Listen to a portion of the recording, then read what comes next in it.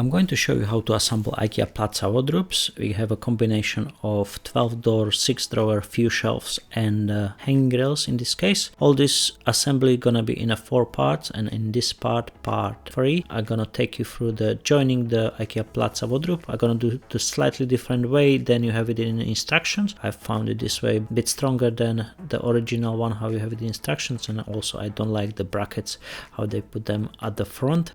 And in part 1 we're gonna assemble the bottom and the top frame and join them together. We're gonna have 6 frames in total.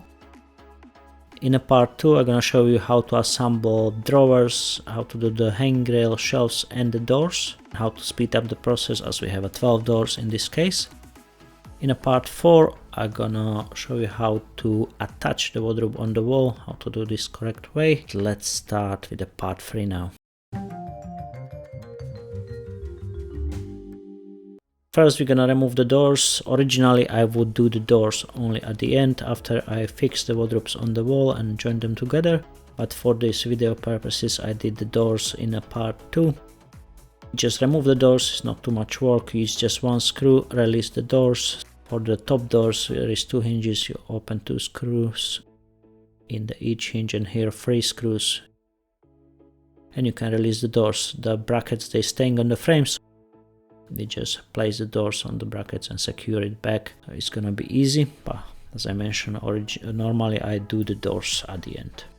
If you have 3 hinges, release each screw on each hinge for a door and take the doors off. Later on we just place them back and secure it with that one screw. We remove all the fittings out. And now you see I have a laminated floor here, so it's easy for me to slide the whole things back. I don't have much space on the side, so I'm gonna have to push it slightly out so I can get behind the wardrobe. If you have a carpet, you're gonna have to do one by one, move the frames one by one if you need to get behind the wardrobe, and you're gonna need to if you're gonna fix the wardrobes on the wall or if you're gonna join them this way at the back. Those brackets originally supposed to go at the front, just clipped the frames together. I didn't like it the way they did this one, so I'm gonna use them at the back, otherwise I would not use them at all. I don't like how they look at the front, even the doors covering them or drawers, but I didn't find it steady, especially if you're not going to attach the wardrobes on the wall and you're opening and closing doors and drawers all the time.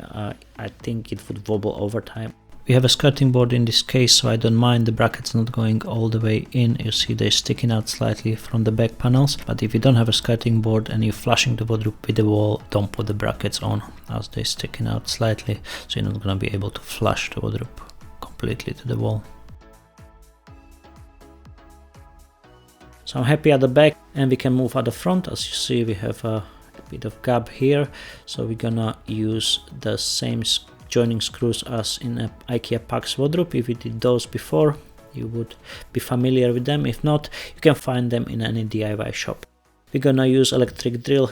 This is combination of electric drill and a screwdriver. It's a fantastic tool. It's help you with your DIY project furniture assembly. Very useful, battery lasts forever as well. You can find the links in the description for all the tools I'm using.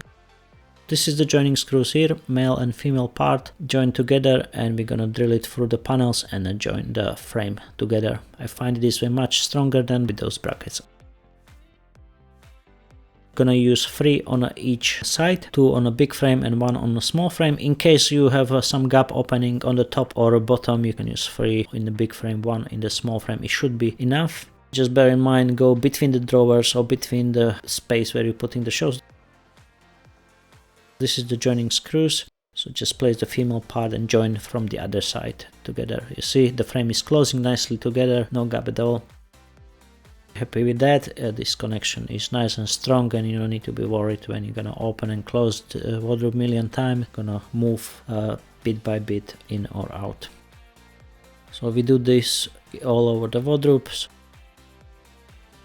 2 in the big frame, 1 in the small frame. Place the joining screws and secure them together. Only disadvantage of this is if you wanna open one day the wardrobe frames and you use them as a freestanding, you're gonna have holes on the side. But if you're gonna have this permanently, I found this much stronger connection than those brackets what they originally put it there. As well, if you have a carpet, it would be hard to push all this frame on the carpet, so you're gonna have to fix the wardrobe on the wall first. Here is the space, so you see, you go just between the drawers, between the shelves. Don't go in the holes where the hinge is gonna go. What I was saying regarding your carpets, if you have a carpet, it's hard to push all this frame together.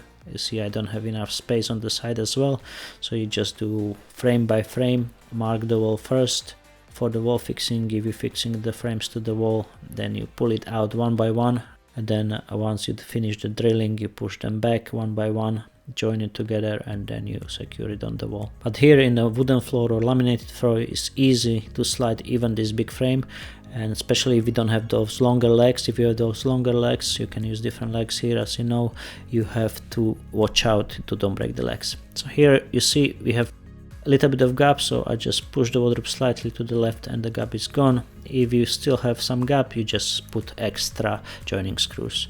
Measure the sides. If I'm happy, that's how it's gonna be, so I can mark the wall for the wall fixing. But all that's gonna be in a part 4 when I explain you everything from A to Z, how to fix Ikea PLATSA wardrobe to the wall. And this is it for a part 3. Thank you for watching, have a fantastic day, and see you in a part 4.